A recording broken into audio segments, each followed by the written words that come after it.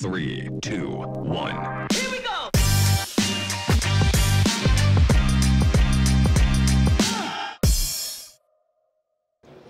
Bonjour Marc Nègre. Bonjour. Vous êtes cofondateur et responsable du produit chez Craft. Merci de nous accueillir sur votre stand ici sur le salon Cyclo de Lille. Pour commencer, vous pouvez nous présenter en quelques mots votre entreprise ? Oui, avec plaisir. Alors Craft, c'est une application de suivi de chantier qui, dit-on, est aussi simple qu'un WhatsApp et aussi puissante qu'un Excel. C'est en fait une sorte de messagerie professionnelle qui fait d'abord beaucoup mieux collaborer chef de chantier, conducteur de travaux et depuis quelques mois maître d'œuvre, maître d'ouvrage et qui ensuite à partir de la messagerie vient structurer l'information et la rendre explorable. On développera, vous allez nous expliquer, on va rentrer dans le détail. Votre entreprise, c'est du coup une jeune entreprise créée récemment, c'est ça ? Effectivement, 3 ans et demi depuis que le premier pied a été posé dans l'aventure. D'accord. Donc vous le disiez, développer une application de suivi de chantier. Est-ce que vous pouvez nous expliquer un peu la genèse de l'aventure ? À quels besoins vous avez souhaité répondre lorsque vous avez créé Craft ? La genèse, c'est une genèse vécue, finalement, celle des conducteurs de travaux qui, je pense vous le savez, dans ces métiers, ont beaucoup de chantiers à suivre en parallèle. Alors, quand on en a 3, 5, 10, 30, en fait, l'information, on a envie qu'elle remonte de manière la plus structurée possible. Et en pratique, la manière la plus simple de remonter l'information, c'est du SMS, c'est du WhatsApp, c'est du mail, et c'est le canal d'information majoritaire sur ces métiers. Et donc, l'information, c'est bien, elle est là quand on en a besoin au moment T, présent, mais quand 2 semaines après, 1 mois, 2 mois, 4 mois après, il y en a besoin pour faire une rétrospective, faire un état d'avancement, faire des bilans sur pourquoi quelque chose s'est mal passé, bah là, comme par hasard, ou on n'a plus l'info, ou alors on l'a, mais elle est décontextualisée et on ne sait plus la canalisation, où est-ce qu'elle était. Donc c'est vraiment cette douleur à laquelle on s'est attaqué. On ne retrouve plus les messages, on perd beaucoup de temps. Concrètement, ça ressemble à quoi les difficultés rencontrées ? Exactement, on ne retrouve plus les messages, on perd beaucoup d'énergie à aller retracer les informations, ça peut aller jusqu'à des jours entiers passés pour remettre un dossier au complet, appeler les bonnes personnes, sans parler des géomètres et du bureau d'études qui ont besoin de photos pour leur plan de récollement, pour leur mémoire technique et qui ne sont pas capables de les trouver rapidement et qui doivent embêter toute l'entreprise pour les avoir. Donc vous vous êtes dit il faut trouver une solution pour ça. À quoi ça ressemble concrètement ? On voit quelques images derrière nous, mais comment ça fonctionne ? Expliquez-nous. Alors ça fonctionne en 3 grandes briques, la brique de communication, la brique de structuration et la brique de distribution.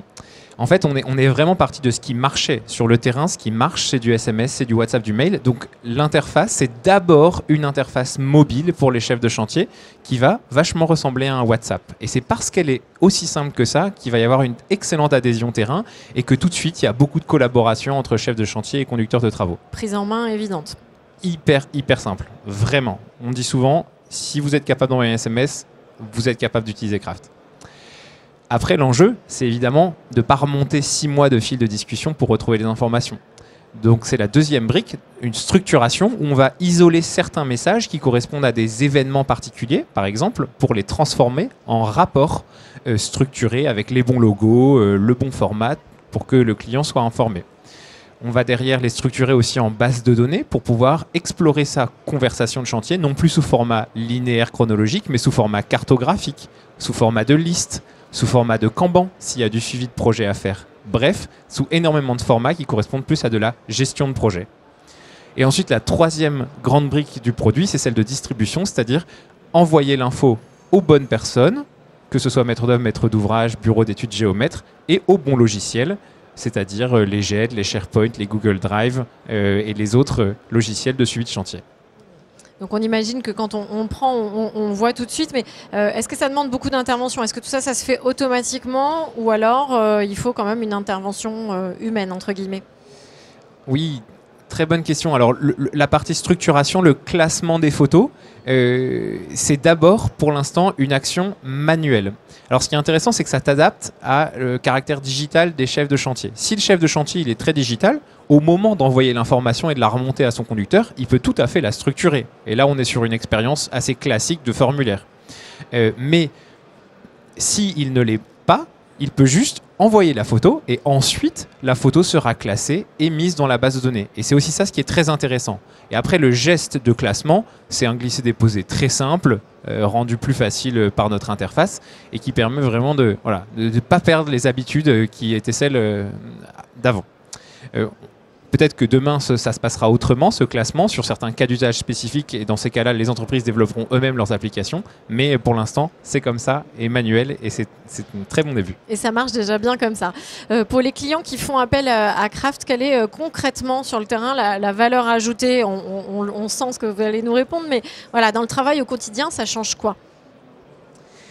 Très bonne question. Alors, il y a plusieurs briques de valeur. Je pense que la première, c'est d'abord une brique de synchronisation, quoi. D'un coup, il y a un espace d'entreprise où les gens collaborent, l'information est désilotée. Si le conducteur part en vacances, l'autre peut reprendre la main sur le chantier. Les chefs de chantier est au courant de ce qui s'est passé pendant le repérage. Il a le numéro de téléphone du riverain. Les électriciens qui passent après l'équipe de terrassement ont accès à ce qui s'est passé. Les équipes d'enrobés ont accès aux équipes des électriciens. Donc c'est vraiment de la collaboration où tout est désiloté. Les géomètres, encore une fois, ont accès à des photos pour leur plan de récollement s'ils n'ont pas pu passer. Le bureau d'études pour leur mémoire technique. Centralisation de toute l'info. Exactement. Et ça, c'est déjà très très puissant. Deuxième brique de valeur, c'est l'aspect de structuration où les rapports sont générés automatiquement. Ça permet d'uniformiser, d'augmenter aussi en qualité de reporting, en complétude, de ne plus rien oublier. Donc ça, c'est vraiment toute cette exploration où on n'a plus besoin de remonter des longs fils de discussion et on peut les présenter de manière formalisée. Et ça, c'est aussi beaucoup de valeur pour nos clients. Et ça permet aussi, du coup, d'augmenter énormément la confiance de la relation entre la société de travaux et son maître d'œuvre, maître d'ouvrage, puisqu'il y a des éléments concrets qui suivent l'avancement. Les uns sont au courant, les autres... Il y a aussi une forme de transparence, aussi, j'imagine, oui, absolument. Sur l'avancée des choses. Une transparence dans la maîtrise. La société de travaux garde toujours le contrôle sur ce qu'elle partage, mais ça augmente de facto, dans ce que nous disent nos clients, le degré de transparence et le degré de réactivité des sociétés comme des maîtres d'œuvre. Et puis après, on a toute la partie de valeur qui est aussi sur l'intégration aux écosystèmes, où l'information ne reste pas sur Craft, elle est à destination à aller vers, encore une fois, les bonnes GED, à avoir la bonne structure parce qu'on est modulaire et donc on sait adapter la structure des données à la structure voulue finale pour la base de données. Et ça permet de mettre en résonance tant d'outils qu'il faut absolument unifier. Qu'est-ce qu'ils vous disent, ceux qui font déjà appel à vous, à vos services? Qu'est-ce que ça a changé dans leur... vous venez d'expliquer, mais voilà, ça leur fait gagner du temps, aussi peut-être de la charge mentale, les choses sont claires pour eux? Oui, je pense que le premier mot qui revient le plus, c'est simple, simplicité. Ça, ils nous le disent tout le temps. Vous posez la question au chef de chantier et c'est vraiment... c'est aussi pour ça qu'on se lève. Il faut toujours garder quelque chose de simple. Et donc, simplicité d'utilisation et aussi simplicité dans la facilité que ça leur apporte au quotidien, quoi. C'est-à-dire... c'est une charge mentale qui n'est plus là parce que la chose est dite, on a pu la transmettre, elle est tracée dans un fil, elle sera ressortie au bon moment pour la traçabilité. Voilà. Et donc ensuite, le deuxième élément, c'est le côté base de données et confiance avec les maîtres d'œuvre. Est-ce que votre application, elle peut être utilisée et pertinente sur tout type de chantier ou vous ciblez des chantiers en particulier? Alors, nous, vu qu'on a une approche plutôt cartographique, pour l'instant en tout cas, c'est plutôt donc, pour le secteur du travaux public. Et là, on a vraiment tout type de chantier, ou des très longs linéaires qui vont durer entre 1 mois et 2 ans. Par exemple, la pose d'une canalisation sur une dizaine de kilomètres, auquel cas c'est très intéressant de voir tout au long des kilométrages ce qui se passe, le long d'un rail pour des coffrets. Voilà. Et puis après, tous les petits chantiers, plutôt appartenant à des baux d'entretien, de voirie, des marchés de branchement, auquel cas l'enjeu ça va plutôt être de gérer le volume, quoi, sur des interventions qui vont durer de 2 heures à 1 semaine, de gérer le gros volume, d'avoir des états d'avancement, une cartographie de OK, où est-ce qu'on en est sur tous mes chantiers. Et c'est le deuxième grand cas d'usage pour Craft. Est-ce que vous avez des références de clients que vous voulez nous partager? Avec plaisir. Merci à tous les clients d'ailleurs qui nous font confiance déjà. On a dans les profils de clients aussi bien des filiales de grands groupes, par exemple Sogea, canalisateur de Vinci Construction France, Eurovia, Côté Route, Vinci Énergie, ça c'est pour Vinci, beaucoup de filiales de la SAD, une filiale de Veolia du coup, On a chez Bouygues Énergie et Services, et puis sinon énormément de PME entre 30 et 600, 4000 personnes à travers le territoire français. C'est utile à tous les niveaux. On peut imaginer, comme beaucoup et souvent les applications, que ça sera peut-être amené à évoluer avec des nouvelles fonctionnalités, j'imagine. Qu'est-ce que vous envisagez, qu'est-ce que vous prévoyez pour la suite ? Alors là, sans dévoiler les secrets. Je sors ma boule de visionnaire, c'est ça. Non, je pense que, oui, carrément. Je pense que le côté évolutif de l'application, c'est une de nos grosses forces et une de nos caractéristiques d'entreprise, c'est-à-dire que littéralement, on passe la moitié de notre temps sur le terrain à être au contact des chefs de chantier, des conducteurs, des chefs d'agence, à recueillir les besoins, à comprendre les process existants et comment on pourrait les débloquer, comprendre quel est le besoin sous-jacent à ce qui nous exprime.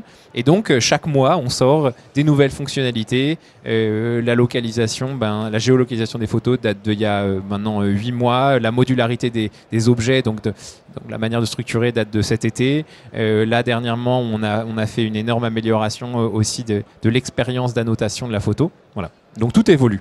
Et très concrètement, à court terme, du coup, dans les évolutions prioritaires, je pense que le gros point de focalisation stratégique d'évolution, ça va être la collaboration avec les maîtres d'œuvre, faciliter ça.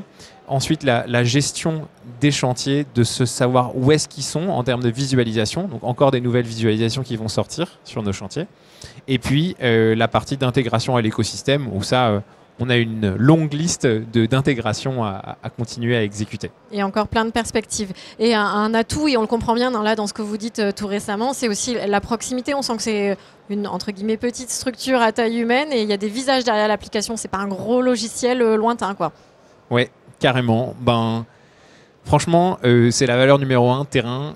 C'est une espèce de barrière. Enfin, il faut que toute personne qui rentre ait envie et aime aller sur le terrain. Et ça, c'est le cas de toutes les personnes dans l'entreprise. On est une vingtaine, une partie basée à Paris, d'autres à Nantes, Lille, Biarritz et Aix.